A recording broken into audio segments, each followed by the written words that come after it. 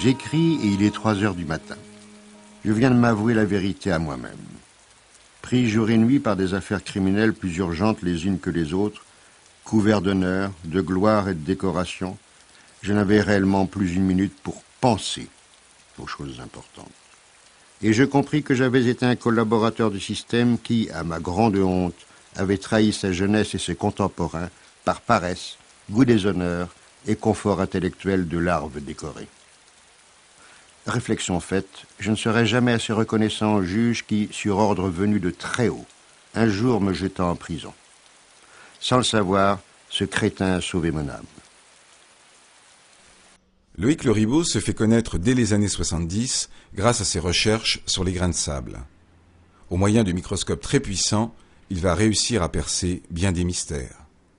Le sable va propulser sa vie de chercheur dans des domaines très variés. Il intéresse les sociétés pétrolières, mais également le monde des enquêtes judiciaires. Et un jour, ces fameux grains de sable vont le mener aux médecines douces. La vie de Loïc Le Ribot s'égrène irrémédiablement autour du sable. Pourtant, la réussite rencontrée à la croisée des chemins n'empêchera pas les traversées du désert. Un jour, dans une librairie près de chez moi, je découvre le livre de Pierre Lance, Savant maudit, chercheur exclu, qui me stupéfait par son propos.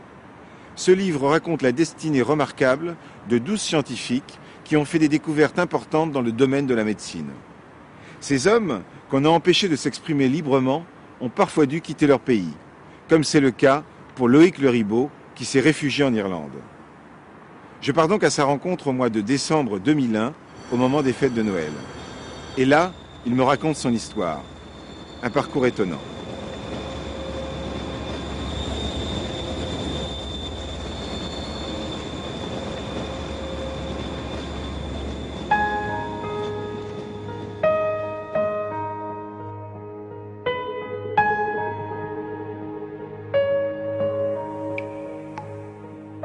Ce qui allait déterminer la suite de ma vie, ça a été alors que mon père était surveillant général au collège de Meaux, la découverte d'un squelette dans les sous-sols du lycée où nous habitions, un lycée qui était un ancien couvent en fait, datant du 15e ou du 16e siècle. Alors là, j'ai commencé à m'intéresser aux squelettes, j'ai commencé une collection d'os. Mes parents commençaient à être un peu inquiets parce que la maison en fait était envahie de squelettes. Et ils ont décidé de me faire un cadeau magnifique lorsque j'avais environ 10 ans. C'est un petit microscope. Alors j'ai commencé à regarder les cheveux de la famille, les poils du chien, les poussières dans la maison, et donc j'étais pris de passion pour ce qui était déjà de la micro-analyse. Et c'était quand même moins embarrassant que les tas d'os qui envahissaient peu à peu la maison. Lorsque je suis rentré à l'université d'Orsay, j'ai eu la chance de rencontrer un professeur qui enseignait la sédimentologie et qui m'a donné le goût de la sédimentologie. La sédimentologie, c'est l'étude des sédiments par définition, c'est-à-dire des sables, des argiles, enfin bref, des roches détritiques. Et notamment l'étude des sables. Une question se posait depuis longtemps d'ailleurs. C'était de savoir s'il était possible de déchiffrer l'histoire des grains de sable. En fait, de déchiffrer la mémoire des grains de sable.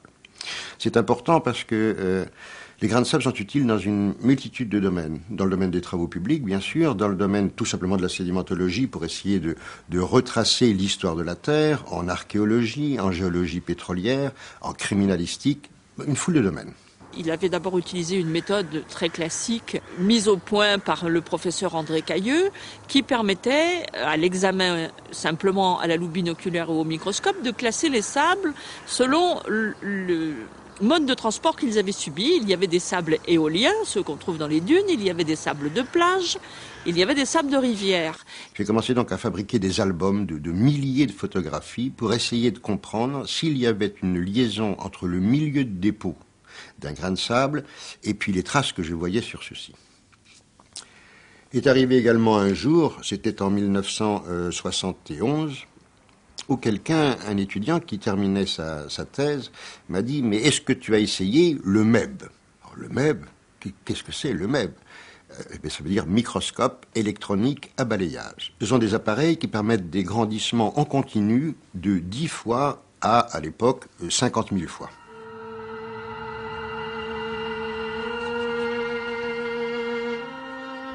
c'est la vue générale d'un grain de sable.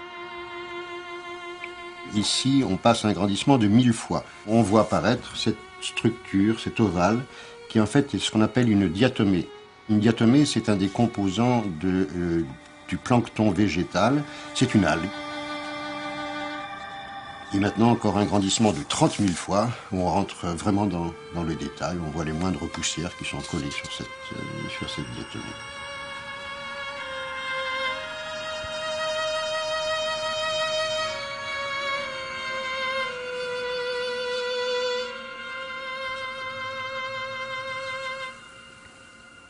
Et puis un jour, c'est un peu comme dans les bandes dessinées, on voit une lampe qui s'allume dans une bulle au-dessus de la tête du chercheur. C'est exactement ce qui s'est produit. Il y a eu un flash, il y a eu quelque chose comme ça.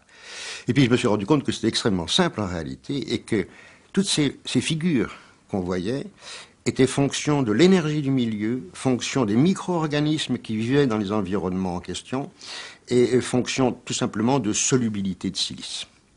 C'est-à-dire de quantité de silicium dissoute dans l'eau.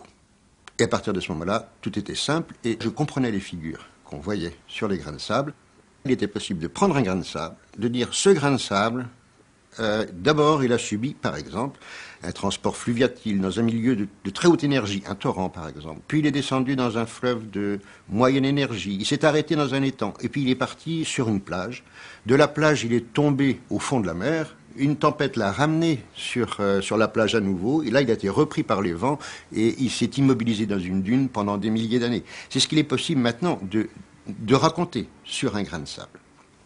Ça a été une surprise d'ailleurs pour la communauté scientifique de voir que d'emblée, un si jeune homme avait, si vous voulez, était à la tête, si vous voulez, d'un bagage scientifique aussi intéressant. Grâce à une méthode mise au point par un jeune chercheur français, ce petit grain de sable devenu gigantesque raconte son histoire. C'est donc en 1971 que Loïc Le Ribaud, alors âgé de 24 ans, fait sa première communication à l'Académie des sciences. Il a mis au point une méthode permettant d'étudier l'aspect extérieur des grains de sable au moyen du microscope électronique à balayage. Il nomme cette méthode l'exoscopie des quartz.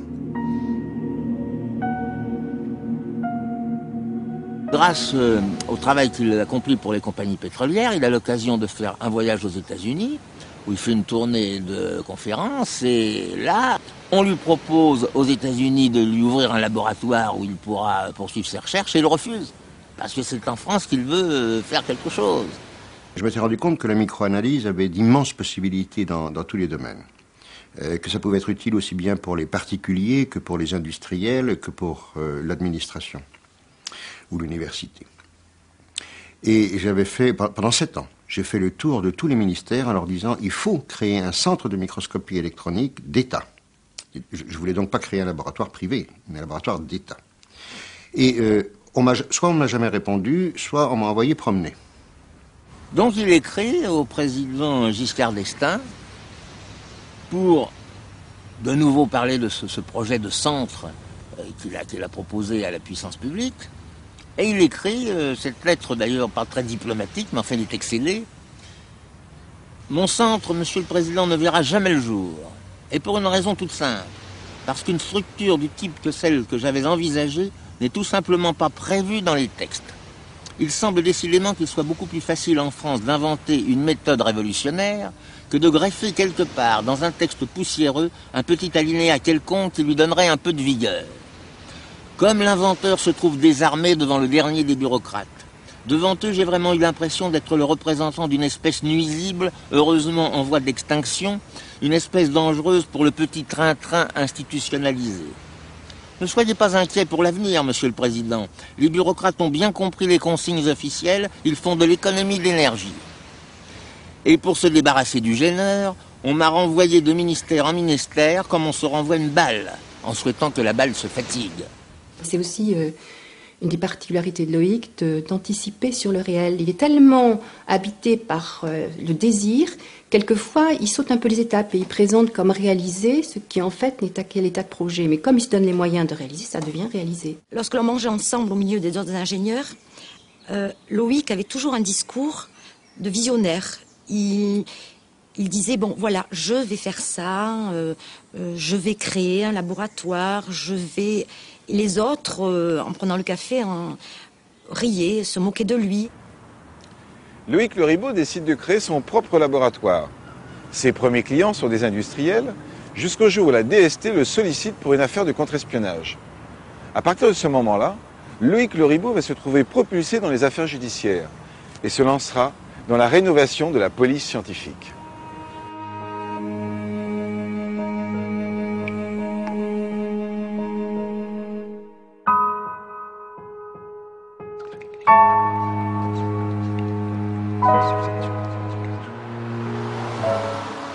En septembre 1981, la société CARM est créée et le laboratoire est opérationnel à partir de Noël 1981. Le CARM, qui est un laboratoire privé de grand renom. Le fameux CARM, qui signifie Centre d'application et de recherche en microscopie électronique. Et puis ce soir, naturellement, nous reviendrons sur cette affaire avec Loïc Le Ribaud, qui est le président du CARM et que l'on verra dans ses conditions de travail.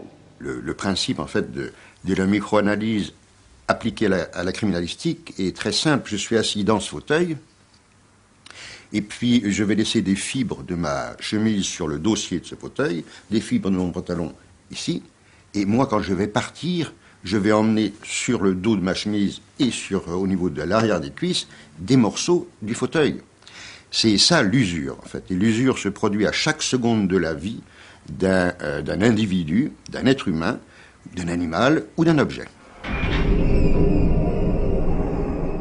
C'est un corps qui a été découvert dans le centre de la France, voici une dizaine d'années à peu près. Et il était enterré et enveloppé dans une couverture. Sur la couverture, on a pu dire qu'elle venait de Belgique.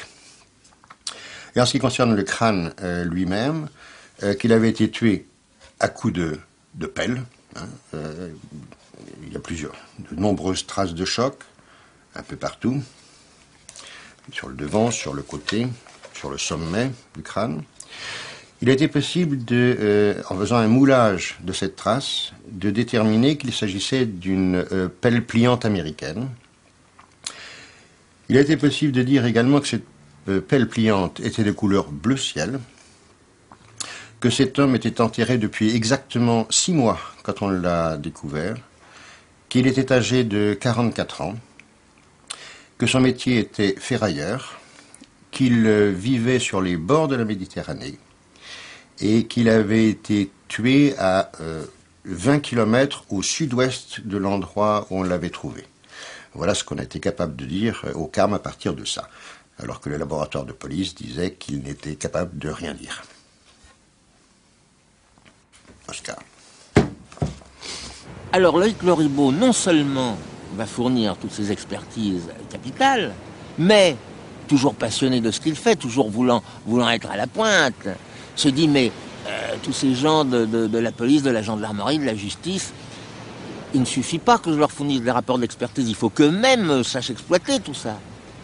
Et il va tout simplement faire des cours, des conférences. C'était un excellent conseilleur en tout cas, et un professeur hors ligne. Il nous a montré énormément de choses et apporté à la gendarmerie, comme on le disait tout à l'heure, vraiment la révolution des constatations, des premières constatations qui devaient être faites sur toute affaire criminelle, ce qui n'était pas pris en compte auparavant.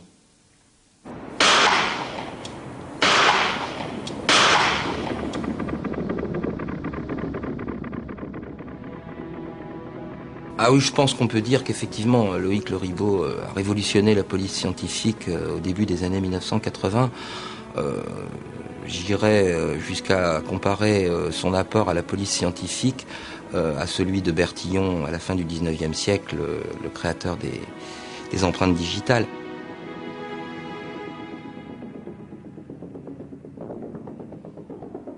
C'est quand même un scientifique de haut niveau. Il a tout de suite vu, si vous voulez, qu'il y avait un manque de moyens analytiques de la police scientifique à cette époque-là, et il s'est lancé à corps perdu là-dedans. Les juges d'instruction, les parquets, la police font appel à ses services. C'est ainsi que durant toute cette expérience, il a réalisé plus de 1500 expertises pour le compte de la justice. C'est également dans ce cadre-là qu'il est intervenu évidemment dans beaucoup d'enquêtes criminelles non élucidées où on faisait appel à ses compétences et d'ailleurs il était inscrit en tant qu'expert auprès de la Cour de cassation, ce qui note le sérieux de son travail.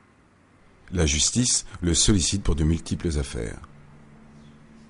L'arrestation du meurtrier de la jeune Anglaise Fiona Jones, tuée à Compiègne. Les Ceausescu était-il encore vivant lorsque les soldats lui ont tiré dessus? Simone Weber est accusée de l'empoisonnement de son mari et du meurtre de son amant. Un certain nombre de documents qui m'avaient été remis par le petit-fils Seznec.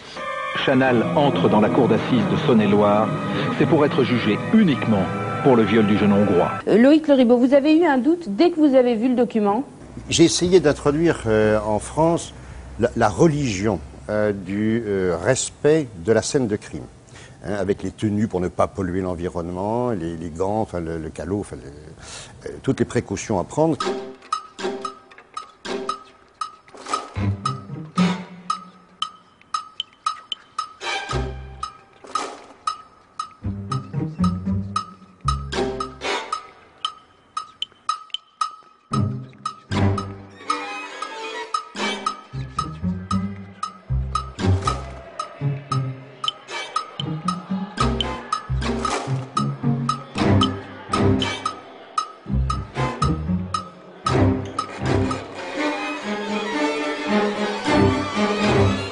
Je mets au point ce petit objet très simple que j'appelle un tamponnoir et qui permet de collecter les indices invisibles sur les lieux d'un crime. Et grâce à ça, on va tamponner les suspects, le cadavre ou les lieux environnants.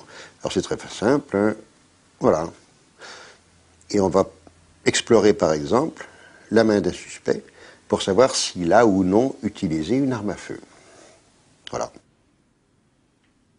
Ces fameux tamponnoirs vont être au cœur d'une véritable polémique entre Loïc Leribaud et l'État français.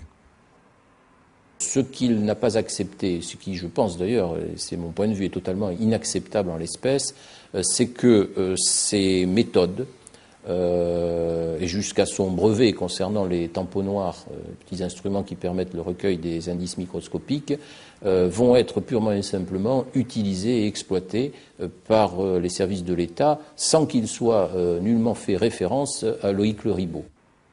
Gérard Longuet, alors ministre de l'Industrie, remet en question l'authenticité du brevet de Loïc Leribaud sur les tamponnoirs.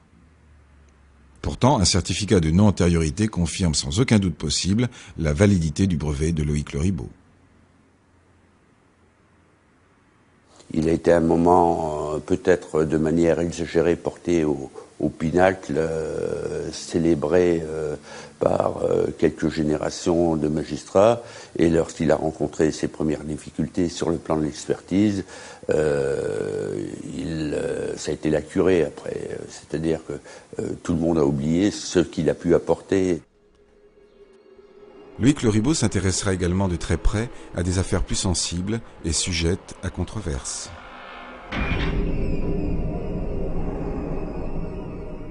Aujourd'hui, c'est un expert privé qui vient remettre en cause les conclusions des experts officiels. Il remet surtout en cause la thèse du suicide par le gaz.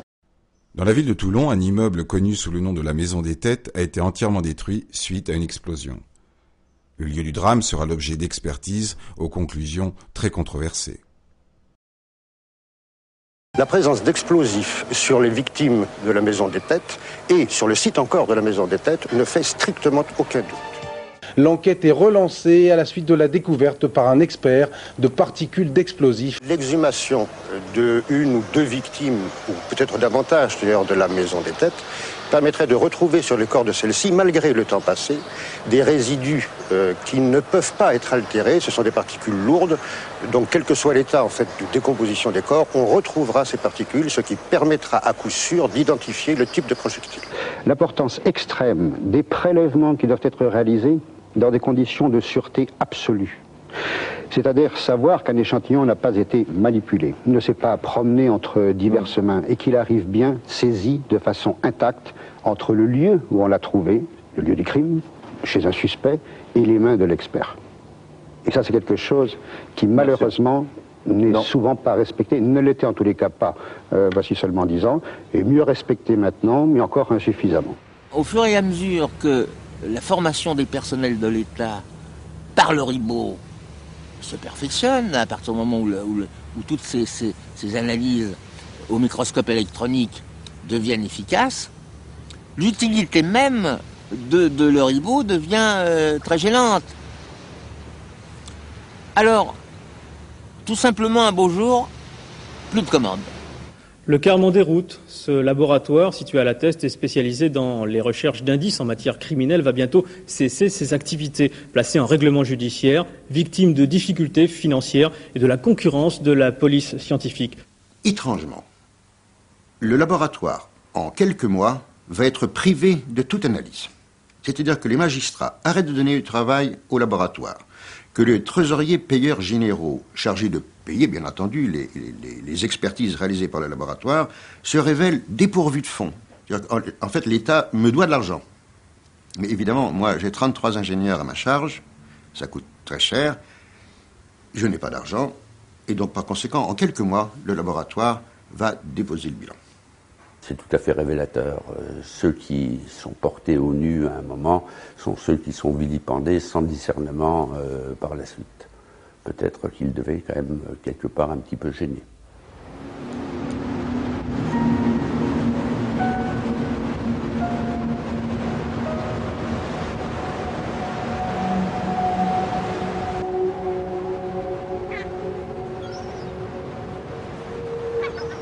Un mois après la création du CARM, en 1982, je rencontre un chimiste de l'Université de Bordeaux, Norbert Dufaux, qui est, lui, spécialisé dans les applications thérapeutiques du silicium organique, domaine qui me passionne également. Et jusqu'à la fermeture du CARM, nous allons travailler ensemble, c'est-à-dire que j'aurai deux existences en quelque sorte parallèles, l'aspect criminalistique et puis l'aspect application thérapeutique du silicium organique.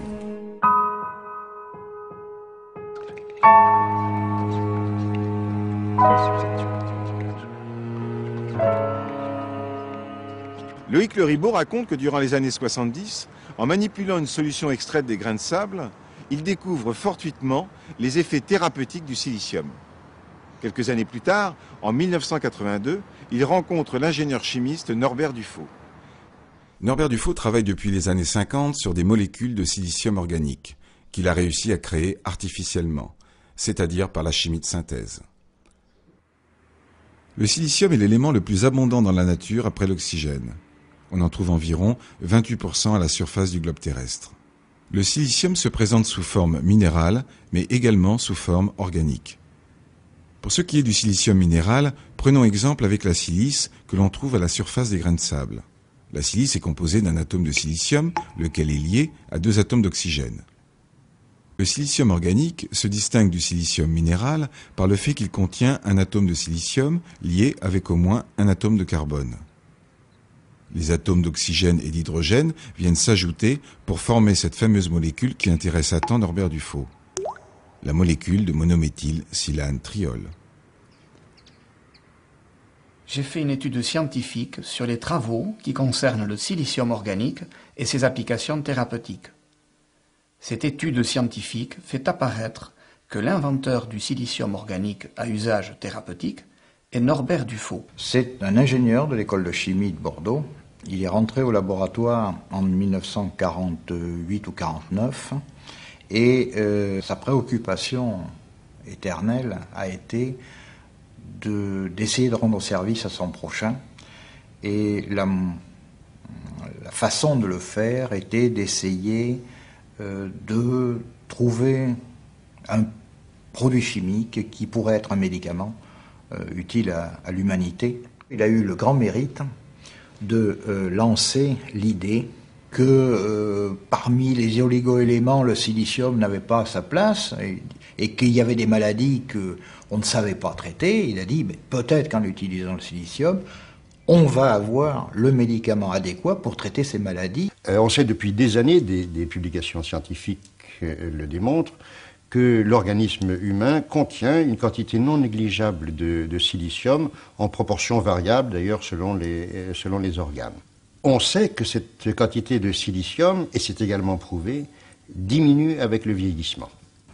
M. Dufaux fait une réflexion qui est toute simple pour un chimiste, de dire que le milieu biologique, c'est un milieu aqueux, donc la molécule doit être soluble dans l'eau, mais si elle veut avoir un rôle biologique, il faut que cette molécule ait au moins une liaison entre le silicium et le carbone. Le méthylsilanotriol est cette molécule que Norbert Dufaux avait sélectionnée pour préparer ses produits. Or, le méthylsilanotriol se décompose facilement dans l'eau. Norbert Dufaux réussit à le stabiliser en ajoutant un acide organique. Norbert Dufaux nommera sa découverte le DNR. La signification au tout début est Dufaux-Norbert rhumatisme. Elle deviendra Dufaux-Norbert remède. Je connais beaucoup de personnes qui ont utilisé ce DNR comme pour traiter une vieille douleur d'arthrose cervicale ou en utilisant le DNR sous forme de compresse. Il y a un effet réel, c'est dû en particulier au fait que cette solution traverse la peau et les tissus pour apporter le principe actif au niveau de la pathologie finalement. Norbert Dufaux verra ses découvertes déboucher sur 2 médicaments à base de silicium organique. Le Dulcifac en 1971, de spécialité en ophtalmologie, le Conjonctil en 1974, traitant diverses pathologies, de la gynécologie, de la rhumatologie et de l'artériologie. À l'origine, le DNR a été utilisé pour des applications thérapeutiques par Norbert Dufaux, avec des résultats tels que des prix scientifiques ont été attribués. Ensuite, il y a eu rajout de différents éléments, produits actifs allopathiques ou homéopathiques. Et lorsque nous avons commencé à travailler ensemble, il m'a semblé que le DNR, le silicium organique, en fait, était plus efficace utilisé seul. Le problème, c'est de trouver un stabilisant qui ne soit pas de l'acide salicylique, tout simplement parce que certaines personnes sont allergiques. Et puis, je le découvre et je fais effectuer des tests de toxicité. Bon, ce produit n'est pas toxique et par conséquent, le silicium organique peut désormais être appliqué non seulement sur la peau, mais peut également être bu. Et ça, c'est le G5. Le G5 est un produit à base de méthylsilanotriol, mélangé avec de l'eau, auquel on ajoute un stabilisant.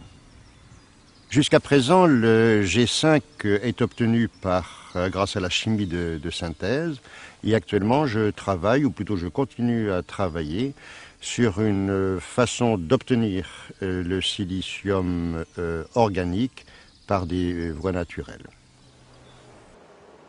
Loïc Le Ribaud considère que le silicium organique utilisé par voie orale peut présenter des aspects thérapeutiques intéressants.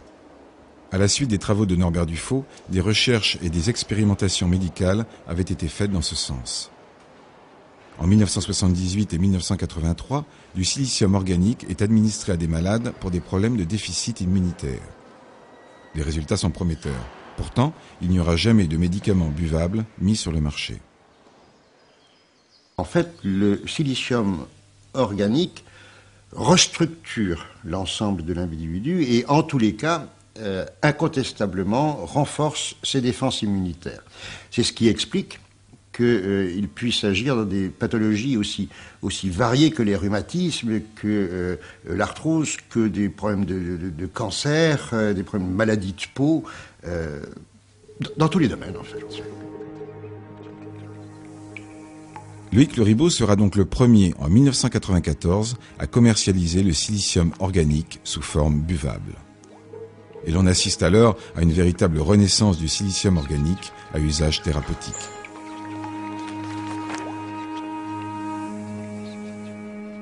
Norbert Dufaux et moi-même, nous allons essayer d'obtenir la fameuse AMM, c'est-à-dire l'autorisation de mise sur le marché permettant de diffuser officiellement un produit à usage thérapeutique. Il faut savoir qu'une AMM, ça peut coûter jusqu'à 100 millions de francs. Et donc, bien entendu, nous n'avions pas les moyens. Il nous fallait l'aide de grosses compagnies pharmaceutiques. Les chefs d'entreprise qui étaient francs nous disaient ça nous intéresse pas du tout. Si ce que vous dites est vrai, cette molécule, ce produit remplacera des centaines, voire des milliers de médicaments qui sont actuellement sur le marché. Donc pour nous, ce serait une catastrophe économique. C'est à ça qu'on voit les philanthropes. On pense que lorsqu'on amène une nouveauté vraiment qui représente un pas en avant, toutes les portes vont s'ouvrir. Mais c'est faux. Il y a quantité de portes qui ne veulent pas s'ouvrir et qui n'ont pas du tout intérêt à s'ouvrir et qui ne veulent pas du tout entendre parler de cette nouveauté qui risque de bouleverser leur routine, leur petite organisation qui tourneront. Et ça dérange beaucoup de gens. La découverte dérange beaucoup plus qu'en réalité elle ne motive. Qu'est-ce qui peut se passer pour un petit promoteur qui présente un grand produit, souvent? Moi, je dirais que d'abord, ses jours sont comptés. Et il a quand même peu de chances d'y arriver. Hein. D'abord parce que s'il est petit promoteur, il lui faut quand même au bas mot 10 millions de francs, ce qui n'est pas évident à trouver, mais enfin, supposons qu'il les trouve. Il va falloir ensuite qu'il passe toutes les strates des expertises, des analyses, etc. Et là, il y a une chape de plomb, en France notamment, lorsqu'on n'est pas dans le sérail académique ou scientifique. Mais supposons qu'il passe les différentes barrières des essais dans les hôpitaux, dans les laboratoires, etc. Il lui faudra ensuite avoir beaucoup d'énergie et de volonté pour faire reconnaître son médicament. Ce qu'il faut savoir, c'est que sa demande terminera où? Terminera sur le bureau des experts de l'Agence française des produits sanitaires. Les experts donneront leur assentiment ou pas, et il y a peu de chances, à mon avis, pour qu'ils l'obtiennent tant qu'on n'a pas effectivement des experts indépendants. Loïc Leribaud est dans l'impasse. Il cherche un moyen pour faire sortir le G5 au grand jour. Il contacte alors un journaliste. Je contacte Jean-Michel Graille, journaliste à Sud-Ouest Dimanche, qui me connaît parce qu'il a fait des reportages sur le Carme. Il va m'accompagner pendant 4 mois chez des patients, vérifier mes dossiers, vérifier mes données. Et l'article sera publié dans Sud-Ouest Dimanche le 8 octobre 1995 et ça va être une bombe.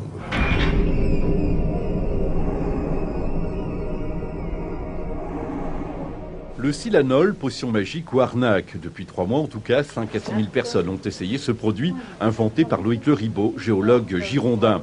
Sous forme liquide, c'est du silice organique, assimilable donc par l'organisme, et censé guérir une kyrielle de maladies, arthrose, rhumatisme, maladies cardiovasculaires, hépatite et zona.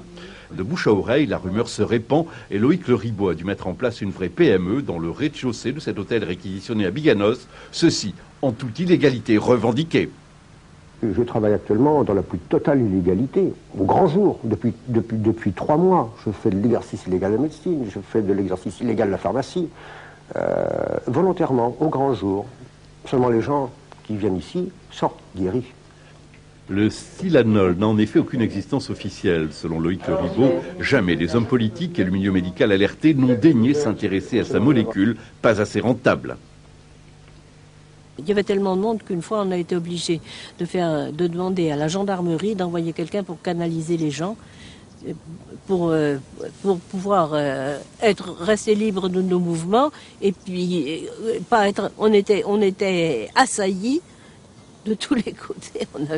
Il y avait des gens de tous les côtés.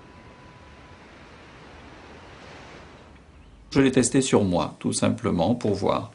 Les résultats ont été exceptionnels sur une arthrite qui datait depuis 3 mois.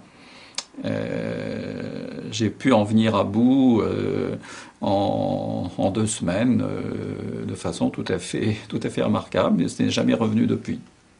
J'ai demandé de la documentation et j'ai commencé à prescrire ce produit dans des cas où l'échec thérapeutique était évident et était dramatique. Je ne pouvais même plus non seulement travailler physiquement, mais je ne pouvais même plus taper à la machine ou écrire une lettre. Le premier mois de traitement maximum au G5, je n'ai pas observé d'amélioration notable. Au bout de 2 mois ou 2 mois et demi, j'étais à 90% de réussite. Et 3 mois, 15 jours après, en gros 3 mois, j'avais recouvré la santé. Les résultats ne sont pas constants, comme dans tout ce qui est biologie. Ce n'est pas une science exacte. La science du vivant est une science aléatoire, une science difficile. Mais dans l'ensemble, les résultats ont été remarquables.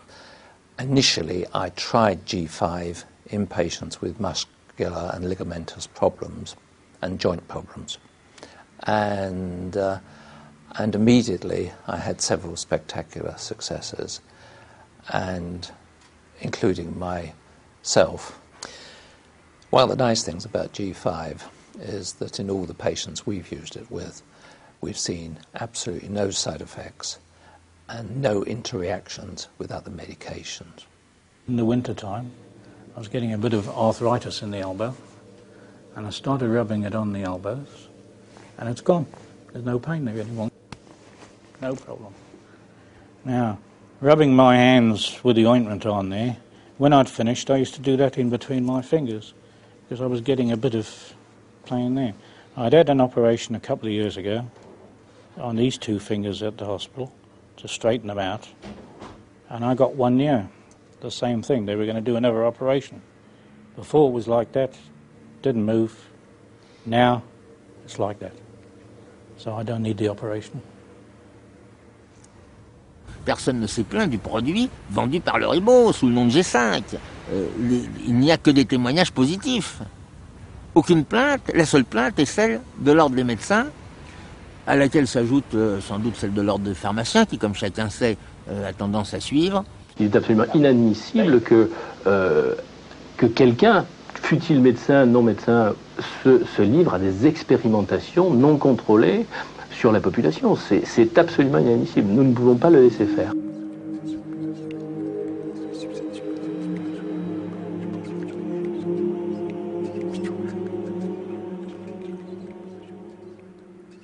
Au mois de juin, 6 policiers débarquent au domicile de ma mère, perquisitionnent, saisissent tous les documents qu'ils peuvent et interrogent ma mère, qui a 85 ans à l'époque, pendant 5 heures. Le soir même, elle tombe malade et 15 jours après, elle meurt.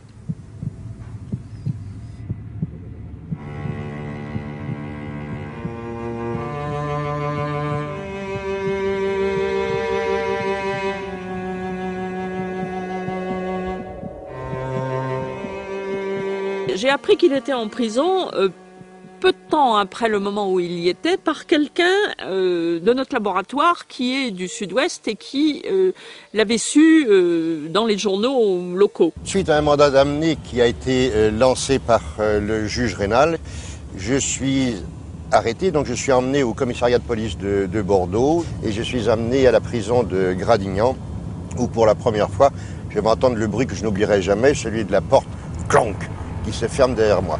Bruit que je vais entendre pendant 9 semaines.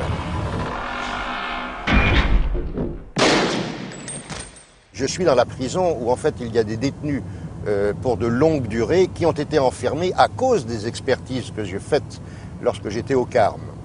Et il faut savoir que dès le soir, à la télévision nationale, on parle de mon arrestation. Et comme il y a une télévision dans toutes les cellules, tous les détenus sont au courant que je suis dans cette prison. Alors là, je vais commencer à recevoir des menaces de mort, évidemment, et je suis mis à l'isolement, soi-disant, selon le juge, pour ma protection. Et quand la chambre d'accusation va refuser de le maintenir en prison, alors que le juge d'instruction veut au contraire le maintenir en prison, il va être libéré et il n'aura qu'une hâte, c'est de disparaître et de ne plus rester dans ce pays qui manifeste envers lui tant d'ingratitude et d'incompréhension, la coupe est pleine.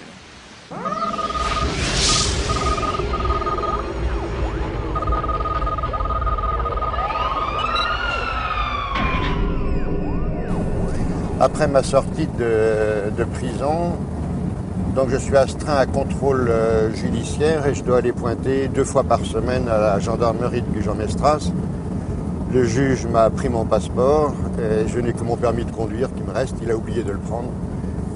Et je reçois 1 mois et demi après ma sortie de prison, je reçois un coup de téléphone d'un ami commissaire de police qui m'informe que ses collègues reviennent m'arrêter.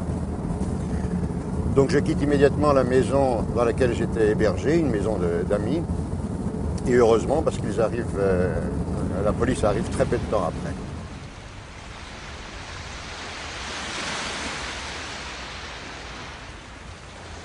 Je suis arrivé à Jersey en septembre 1997, après avoir passé 3 mois caché dans un grenier en Belgique. Je me suis logé au Dolphin Hotel, où je suis resté pendant exactement 1 an. J'ai noué amitié avec le patron, qui m'a dit tu devrais contacter le connétable, c'est-à-dire en fait le chef de la police, parce qu'il souffre horriblement du dos depuis 18 ans. Having been on Voltron pain-killing tablets for 18 years, I thought I'd be a good guinea pig test for him to try the medicine. Within about 5 days of taking this, G5 as it was called then, my back pains were improving. But before this, I had an awful job to get out of bed in the mornings, locked back and spine. And as I said, within 5 days I was getting out of bed on a normal situation, and within the 3 months I consider myself fine. And I've taken neither OS5 now or Voltrol for the last 3 years. Alors que je suis à Jersey depuis 1 an au Dolphin Hotel, je n'ai pas changé de place, je remarque pendant plusieurs jours que 2 personnes me suivent. Ils sont au bar, ils sont au restaurant. Ce sont 2 Italiens que personne ne connaît et qui demandent des renseignements sur moi. Et je décide en 5 minutes, réellement en 5 minutes, de quitter Jersey. Des amis me conduisent au port et je prends le bateau pour l'Angleterre avec l'intention de rejoindre l'Irlande.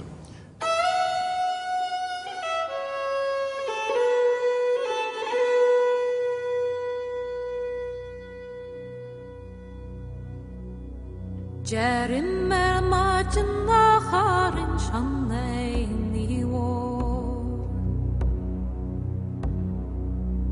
Ayil sakyanat maryannu mayini ro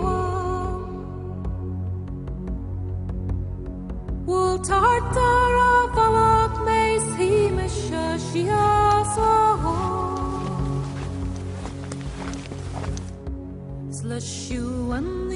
Je découvre un pays qui me plaît énormément, c'est le County Mayo, juste à côté du Connemara, et beaucoup plus sauvage, beaucoup plus naturel surtout. C'est un coin tellement sauvage que quand dans la capitale, à Dublin, on dit qu'on vit dans le County Mayo, la réaction est immédiate et les gens vous disent « Oh, que Dieu vous protège !» Et là, j'ai fait connaissance d'une femme qui est Marie Devaney et qui est la responsable de la Poste. I believed him because he is very credible, and I was very sympathetic towards him at the time because he had come to Ireland and he didn't really have any place to stay, and he was like a fugitive at that particular time. Je n'ai rien fait, si ce n'est écrire finalement, jusqu'au mois de janvier 1999, où un ami est venu me rejoindre de France. À l'époque, j'étais caché dans les montagnes, dans une maison complètement isolée, et nous avons décidé ensemble de créer une société pour commercialiser le G5, chose qui a été concrétisée en juillet 1999.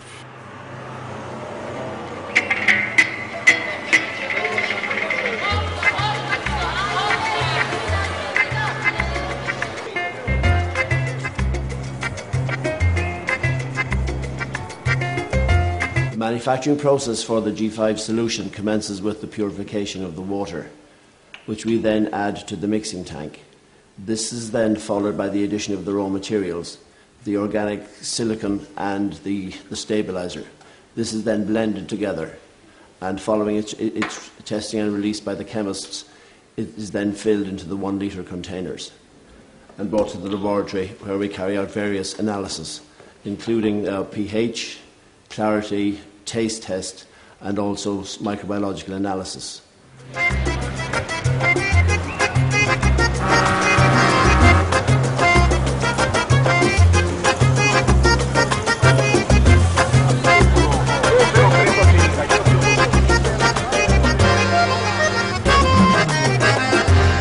Actuellement, il y a des centaines de médecins en Europe et par le monde qui prescrivent le G5.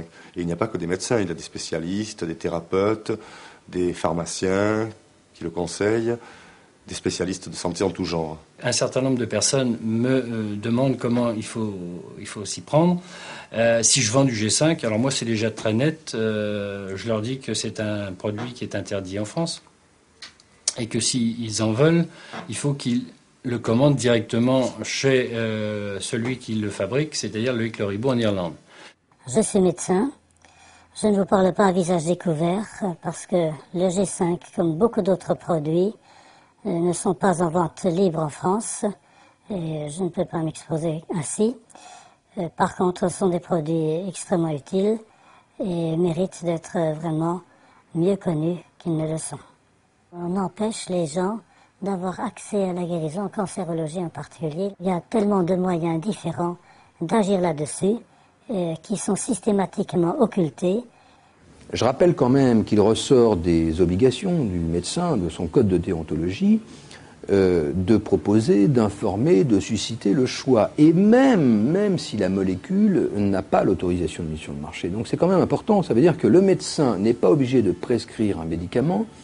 Il a qui a l'autorisation de mise sur le marché, il a l'obligation de soigner, ce qui n'est pas pareil. Donc il peut même aller choisir une molécule qui n'a pas l'autorisation en France, mais qui aurait une autorisation à travers l'Europe, dans un autre pays, parce qu'il considère que ça va faire du bien, ou en tous les cas ça peut soigner son malade, à la condition bien entendu de l'informer. Il me semble que le rôle de la médecine est de proposer aux patients toutes les thérapies possibles et imaginables, aux patients de choisir ce qui lui convient le mieux. Il y a des gens qui ne supportent pas certains traitements, on le sait, qui sont tués quelquefois par le traitement plus que par leur maladie. Qu'au moins pour cela, on fasse d'autres tentatives. Alors c'est là où on se heurte quand même à une sorte de totalitarisme, il faut bien le dire, ce que j'appelle un totalitarisme médical. Non, il y a les grandes formules consacrées par les grands pontes et tout le reste, on ne veut pas en entendre parler, c'est des charlatans. J'ai été vaccinée avec un sérum antitétanique en 1991 suite à une coupure. Et j'ai fait une allergie à ce vaccin, donc j'ai développé des anticorps. Et j'ai commencé à être malade au bout de 3 semaines. J'étais couchée pratiquement toute la journée, je ne pouvais plus rien faire. Je suis restée alitée pratiquement 2 ans. Et puis avec le G5, je me suis aperçue qu'au bout de 8 jours, j'étais bien. La fatigue était partie et surtout je n'avais plus mal dans les os parce que ça faisait quelques mois que j'étais obligée de remonter les escaliers à 4 pattes pour aller à l'étage dans les chambres. Je ne pouvais plus me mouvoir normalement. Et puis je me suis aperçue qu'avec le G5, les douleurs avaient disparu.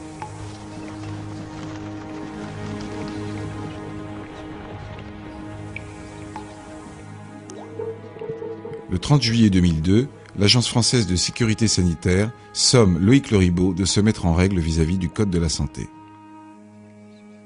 Je leur ai répondu que j'étais actuellement en Irlande, que ma compagnie était irlandaise, que je payais mes impôts en Irlande, que j'avais ma maison en Irlande et que je n'avais strictement rien à faire avec une officine française et qu'ils se mêlent de leurs oignons. À ce jour, je n'ai pas de réponse. Afin de connaître la position de l'Agence française de sécurité sanitaire sur la question du G5, nous sollicitons une rencontre auprès de son directeur général, M. Duneton. Allô ? Oui, bonjour, l'Agence française de sécurité sanitaire ? Absolument, bonjour monsieur. Oui, bonjour madame, Jean-Yves Billien. Mon collaborateur, monsieur Aretz, vous a appelé à maintes reprises pour une interview de monsieur Duneton. Voilà. voilà, donc je me permettais de vous rappeler, parce que comme ça fait 2 mois qu'on vous appelle, qu'on n'a pas de nouvelles. Écoutez, je pensais que vous aviez été rappelé avec une information selon laquelle Monsieur Dunton ne donnait pas suite à la demande. L'Agence française de sécurité sanitaire considère que, puisque je joins à mes envois de G5 une notice expliquant comment l'utiliser en fonction des pathologies, ce produit est un médicament. On peut quand même s'étonner, et moi je crois que là les choses sont très graves, c'est-à-dire que lorsqu'un petit promoteur ou un petit chercheur trouve un produit qu'il estime efficace sur une maladie grave, que le gouvernement se contente d'invoquer le Code de santé publique. Alors que l'État, à mon avis, s'agissant d'un produit qui pourrait être efficace, par exemple contre le cancer et le sida, et donc sauver des millions d'individus, devrait prendre ses responsabilités et dire soit on va aider ce petit chercheur, ce petit promoteur, à régler ces petits problèmes de réglementation, mais avant tout, on va s'attaquer au fond du problème, on va essayer, parce que si c'est efficace, on sauve des millions de personnes.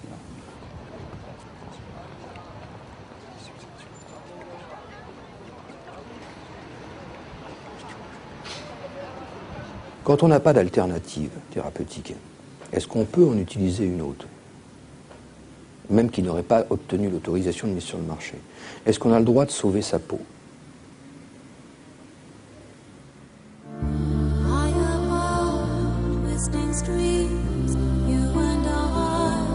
Depuis l'existence du G5, aucun nouveau produit pharmaceutique à base de silicium organique n'est apparu sur le marché. Aujourd'hui, l'intérêt croissant pour le silicium organique montre combien Norbert Dufault avait vu juste. Un tel succès, même posthume, constitue un véritable hommage à ce visionnaire. On peut dire que Loïc Loribaud a sauvé l'œuvre de Norbert Dufault.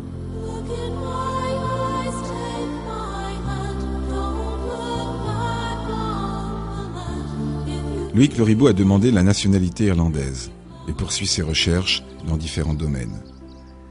Son avocat a porté plainte contre la France devant la Cour européenne des droits de l'homme.